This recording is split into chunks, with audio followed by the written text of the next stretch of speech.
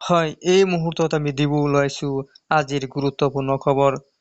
2026 BJP জিকিব, জুবিনক ৰাজনীতিৰ পৰা 1000 কিলোমিটাৰ দূৰত ৰখাৰ প্ৰতিশ্ৰুতি দিলে মুখ্যমন্ত্ৰী।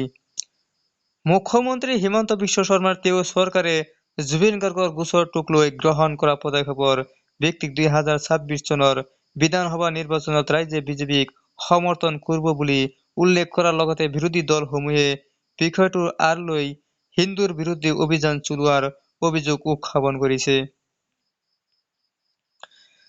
জুবিন গাৰ্গক লৈ পুনৰ এবাৰ মন্তব্য কৰিছে মুখ্যমন্ত্ৰী হিমন্ত বিশ্ব শৰ্মাই। জুবিন গাৰ্গৰ মৃত্যুৰ বিষয়টোক লৈ ৰাজনীতি কৰা বুলি চৰকাৰৰ বিৰুদ্ধে বহুতেও অভিযোগ উত্থাপন কৰিছে। তাৰ মাজতে মুখ্যমন্ত্ৰী তথা বিজেপি দলে বাৰে বাৰে এই কথা অস্বীকাৰ কৰি আহিছে। ইয়াৰ বিপৰীতে বিজেপিৰ অভিযোগ উত্থাপন কৰিছে যে কংগ্ৰেছ আৰু আন ৰাজনৈতিক দলেহে জুবিন গাৰ্গৰ নামত লেতেৰা ৰাজনীতি চলাই আছে। লগতে মুখ্যমন্ত্ৰী হিমন্ত বিশ্ব শৰ্মাই তেওঁৰ চৰকাৰে জুবিন গাৰ্গৰ গোচৰটোক লৈ গ্ৰহণ কৰা পদক্ষেপৰ ভিত্তিত 2026 চনৰ বিধানসভা নিৰ্বাচনত ৰাইজে বিজেপিক সমৰ্থন কৰিব বুলি উল্লেখ কৰাৰ লগতে বিৰোধী দলসমূহে বিষয়টোৰ আঁৰ লৈ হিন্দুৰ বিৰুদ্ধে অভিযান চলোৱাৰ অভিযোগ উত্থাপন কৰিছে।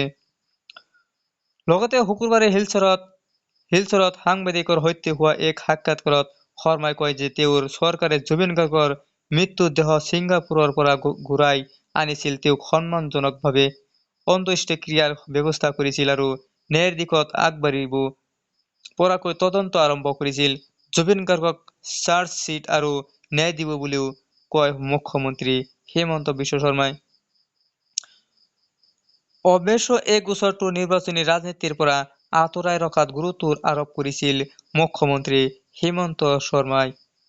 জুবিন গাৰ্গক ৰাজনীতিৰ পৰা 1000 কিলোমিটাৰ দূৰত ৰাখি মই জুবিন গাৰ্গৰ নামেৰে ভোট বিচৰা নাই। যদি ভোটাৰসকলে জুবিন গাৰ্গক মনত ৰাখি বিজেপিক বাছি লয় তেন্তে সেয়া হ'ব চৰকাৰে সমগ্ৰ বিষয়টো সঠিকভাৱে চম্ভালি লোৱাৰ বাবে, মুখ্যমন্ত্ৰীয়ে কয়। বিৰোধী দলসমূহকো চোকা আক্ৰমণ কৰে হিমন্ত বিশ্ব শৰ্মাই। তেওঁলোকে শিল্পীগৰাকীৰ নাম ব্যৱহাৰ কৰি এটা নিৰ্দিষ্ট সম্প্ৰদায়ক লক্ষ্য কৰি লৈছে বুলি অভিযোগ উত্থাপন কৰিছে অসমৰ মুখ্যমন্ত্ৰী হিমন্ত বিশ্ব শৰ্মাই। কংগ্ৰেছ আৰু তেওঁলোকৰ মিত্ৰ দলসমূহে জুবিনৰ নাম ব্যৱহাৰ কৰি কিন্তু হিন্দু সম্প্ৰদায়ৰ বিৰুদ্ধে অসমত অভিযান চলাই আছে বুলি দাবী কৰে অসমৰ মুখ্যমন্ত্ৰী হিমন্ত বিশ্ব শৰ্মাই।